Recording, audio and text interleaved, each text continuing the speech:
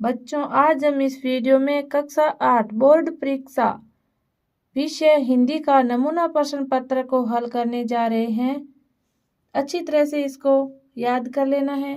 बच्चों, वीडियो को ज़्यादा से ज़्यादा शेयर करें, चैनल को सब्सक्राइब करना ना भूलें ताकि नई अपडेट आप तक पहुँचे। देखो, प्रश्न नंबर 1 है, वह हंस पड़ा शहरी ठहरे ने। रेखांकित शब्द का अर्थ है, शहरी का अर्थ क्या होता है? शहर में रहने वाला, तो इसमें होगा ब। प्रश्न नंबर 2, बस की यात्रा पाठ के अनुसार बस की स्थिति कैसी थी? वह बहुत पुरानी थी, इसमें होगा ए। प्रश्न नंबर 3 है, यह सबसे कठिन समय नहीं है, कवि ने ऐसा क्यों कहा? अभी विज्ञान उन्नति करने वाला है, इसमें होगा ब। प्रश्न नंबर 4 है, शीश पगाने जगह तन में प्रभु जाने को आही बसे कही ग्रामा। रेखांकित शब्द का अर्थ है शरीर, तो इसमें होगा से। प्रश्न नंबर 5 है, इक प्रत्यय से बना शब्द है सामाजिक, इसमें ब। प्रश्न नंबर 6 है, अभी भी एक रेलगाड़ी जाती है। वाक्य में रेखांकित शब्द का बहुवचन रूप है। रेलगाड़ी का रेलगाड़ियाँ बहुवचन होगा, तो इसमें 6 नंबर होगा। प्रश्न नंबर 7 है, जहाँ पहिया है पाठ के अनुसार हवाई जहाज उड़ाने जैसी उपलब्धि है। साइकिल चलाना, तो इसमें होगा से, तो यहाँ कोष्टक में से भर लेना है। 8, सूर चीर जीवो दोहे भैया कथन द्वारा सूरदास की जोड़ी की बात कर रहे हैं कृष्ण बलराम की। बच्चों, वीडियो को ज़्यादा से ज़्यादा शेयर करें ताकि अपने दोस्त भी अच्छे नंबर प्राप्त कर सके। आगे क्वेश्चन देखें। प्रश्न नंबर 9 है, पानी की बूंद पेड़ों द्वारा कैसे पकड़ी गई? तो इसका देखो उत्तर, सुबह की ओस या कुहरे की बूंदें पत्तियों पर जम जाती हैं। 10 नंबर, आकाश को लेकर क्या मैं चाटूंगा? बाज और सांप। पाठ के अनुसार सांप ने ऐसा क्यों कहा? देखो, इसका उत्तर होगा, आकाश को लेकर क्या मैं चाटूंगा, ऐसा सांप ने इसलिए कहा क्योंकि वह आकाश में उड़ नहीं सकता। प्रश्न 11 है, दिन प्रति हानि होती गोरस की सूरदास के पद पाठ के अनुसार गोपी ने यशोदा से क्यों कहा? गोपी ने यशोदा से ऐसा इसलिए कहा क्योंकि कृष्ण दूध दही मक्खन खा जाता था। बच्चों देखो, प्रश्न नंबर 12 है। बच्चों, अच्छी तरह से इनको याद कर लेना है ताकि बोर्ड कक्षा 8 परीक्षा में अच्छे अंक प्राप्त हो सके। प्रश्न 12, भगवान के डाकिए पाठ के अनुसार पक्षी और बादल एक देश से दूसरे देश क्यों जाते हैं? पक्षी और बादल एक देश से दूसरे देश अपनी भाईचारे का संदेश लेकर जाते हैं।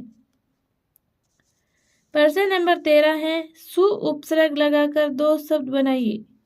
तो एक देखो होगा सुगंधित, 2 सुगम, ये उपसर्ग लग गए।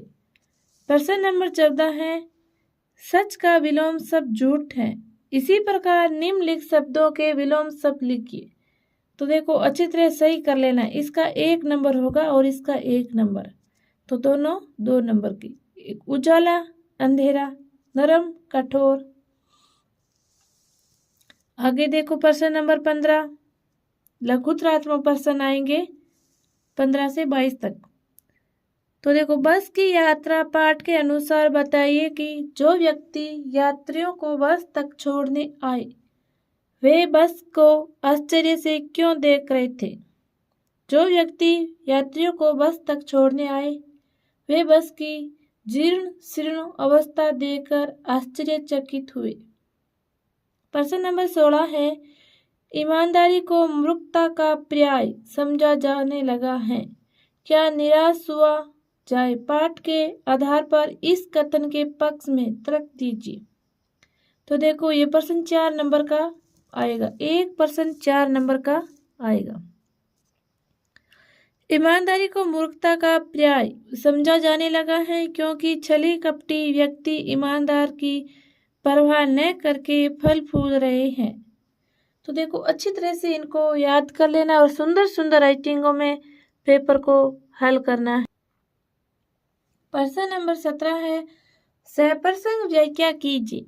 हम भीख मंगों की दुनिया में स्वच्छत लुटाकर प्यार चले, हम एक निशाने सी ऊर पर ले असफलता का भार चले।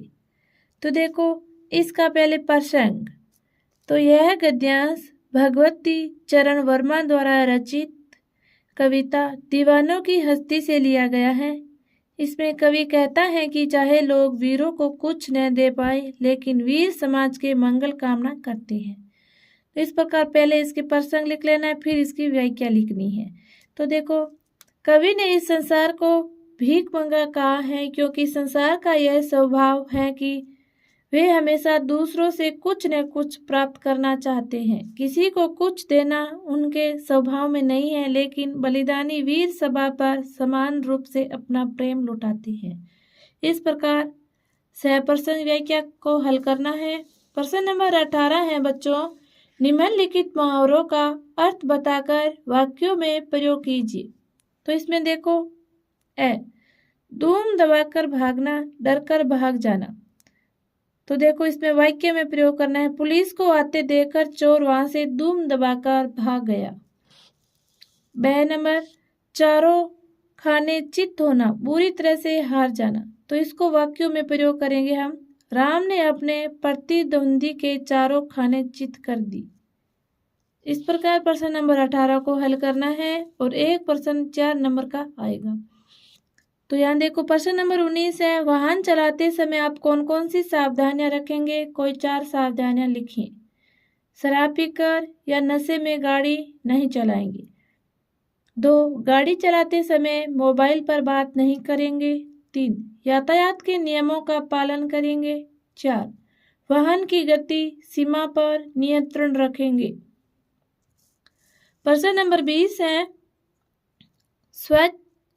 स्वस्थ रहने के लिए भोजन की कौन कौन सी आदतों को आप अपने जीवन में अपनाना चाहेंगे? तो देखो 1, सही तरीके से भोजन करना। 2, ताजी सब्जियां और फल खाएं। 3, संतुलित आहार लेना। 4, पर्याप्त मात्रा में पानी पीना। प्रश्न नंबर 21 है बच्चों, नीचे दिए गए कोष्टक में से उचित शब्द का चयन कर रिक्त स्थान की पूर्ति कीजिए। तो देखो ये 6 नंबर का एक प्रश्न आएगा। तो देखो जाति ने पूछो साध की, तो यहाँ देखो उत्तर यहाँ दिए गए हैं, इनको छांट कर रिक्त स्थानों में पूर्ति करनी है। तो पूछ लीजिए ज्ञान, माला तो कर में फिरे, जी फिरे मुख माई, जग में बेरी कोई नहीं, जो मन शीतल हो। तो इसमें इस प्रकार रिक्त स्थानों की पूर्ति करनी है, अच्छी तरह से इनको याद कर लेना है। आगे देखो प्रश्न नंबर 22 है, निम्नलिखित शब्दों को उनके हिंदी अर्थ से मिलान कीजिए। तो ये भी देखो 6 नंबर का आएगा। तो देखो खंड है से खंड ब को मिलान करना है। पगा, पगा को देखो इसमें रैर पगड़ी। जंगा, जंगा को देखो ढीला कुर्ता। दुपट्टी, तो दुपट्टी को देखो अंगोचा, इसे मिलान करना है, अपना है जूता। महावत, हाथीवान। अभिरामा, तो इसका होगा सुंदर। इस प्रकार इसकी मिलान करनी है। आगे देखो प्रश्न नंबर 23 से 25 तक निबंधात्मक प्रश्न आएंगे, वो आएंगे 8 नंबर का 1। निम्नलिखित गद्यांश को पढ़कर नीचे दिए गए प्रश्नों के उत्तर दीजिए। तो पहले इस गद्यांश को अच्छी तरह से पढ़ लेना है, फिर इन प्रश्नों के उत्तर देना है। बदुल मनिहार था, चूड़ियां बनाना उसका प्रेतक पेशा था, और वास्तव में वह बहुत ही सुंदर चिड़िया बनाता था। उसकी बनाई हुई चिड़ियों की खपत भी बहुत थी। उस गांव में तो सभी स्त्रियां उसकी बनाई हुई चूड़ियां ही पहनती थी। आसपास के गांव के लोगों भी उससे चूड़ियां ले जाते थे, परंतु वह कभी भी चूड़ियों को पैसों से बेचता न था। उसका अभी तक वस्तु विनिमय का तरीका था, जो लोग अनाज के बदले चूड़ियाँ ले जाते थे। तो इसका देखो उत्तर होगा क का बदलू कौन था? बदलू मनीहार था। ख बदलू का पैतृक पेशा क्या था? बदलू का पैतृक पेशा चूड़ियाँ बनाना था। ग आसपास के लोग बदलू से क्या ले जाते थे? आसपास के लोग बदलू से चूड़ियाँ ले जाते थे। घ वस्तु विनिमय क्या है? वस्तु के बदले वस्तु लेन देन वस्तु विनिमय कहलाता है। देखो इस प्रकार प्रश्न नंबर 23 को अच्छी तरह से हल करना है और याद भी कर लेना है। प्रश्न नंबर 24 है, आप राजकीय बालिका उच्च प्राथमिक विद्यालय उसलापुर की छात्र रोहिणी है। आपके पिताजी का स्थानांतरण कोटा हो गया है।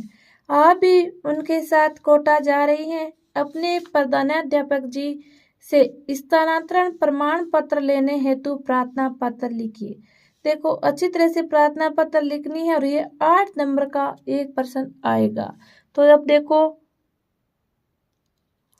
देखो इसको अच्छी तरह से लिखना है। सेवा में श्रीमान प्रधानाध्यापक महोदय, राजकीय बालिका उच्च प्राथमिक विद्यालय उसलापुर। विषय स्थानांतरण प्रमाण पत्र हेतु महोदय या कोमा लगाना है। सवनीय निवेदन है कि मेरे पिताजी का स्थानांतरण कोटा हो गया है। मैं भी उनके साथ कोटा जाना चाहती हूँ। अंततः मुझे स्थानांतरण प्रमाण पत्र देने की कृपा करें। तो यहाँ देखो दिनांक लिखनी है 24 मार्च 2025। आपकी आज्ञाकारी शिष्या रोहिणी। इस प्रकार प्रार्थना पत्र लिखना है अच्छी तरह से। बच्चों वीडियो को ज़्यादा से ज़्यादा शेयर करें और चैनल को सब्सक्राइब करना ना भूलें, ताकि हम अगला पेपर भी अपडेट करेंगे तो आप तक अपडेट पहुंच सके। प्रश्न नंबर 25 है, निम्नलिखित में से किसी एक विषय पर निबंध लिखिए। तो यहाँ देखो 4 आएंगे निबंध, तो आपको क्या करना है, एक निबंध लिखना है। मोबाइल की उपयोगिता, पर्यावरण संरक्षण, रक्षाबंधन, शिक्षा का महत्व। आपको 3-4 निबंध अच्छी तरह से याद कर लेना है और एक निबंध एग्जाम आएंगे तो अच्छी तरह से आप लिख लेना है। तो देखो अभी हम मोबाइल की उपयोगिता पर निबंध लिखेंगे। तो यहाँ देखो लिख लें मोबाइल की उपयोगिता।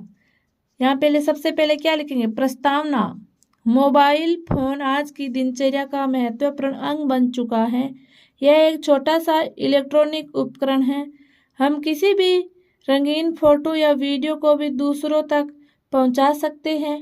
वीडियो कॉलिंग के द्वारा लोग आमने सामने बैठकर बात कर सकते हैं। इस प्रकार प्रस्तावना में लिखना है। फिर देखो मोबाइल फोन का उपयोग। तो देखो आज मोबाइल फोन का प्रचलन दिनों दिन बढ़ रहा है।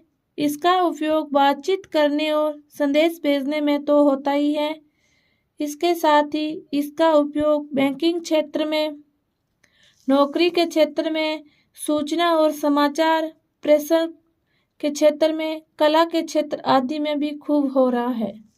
इस प्रकार देखो लिखना है। फिर लिखना है देखो मोबाइल फोन से हानियाँ। तो इसमें देखो इसका अत्यधिक प्रयोग युवा पीढ़ी के मानसिक स्वास्थ्य के लिए खतरा बन गया है। इससे व्यक्ति को ठीक से नींद नहीं आती है, उसकी याददाश्त पर भी दुष्प्रभाव पड़ता है। मोबाइल फोन से विकिरणों से पर्यावरण प्रदूषित होता है। आगे देखो लास्ट में देखो लिखना है उपसंहार। 4 नंबर पॉइंट पर मोबाइल फोन सूचना संचार का एक साधन है। सीमित उपयोग करने पर ही यह हमारे लिए वरदान सिद्ध हो सकता है।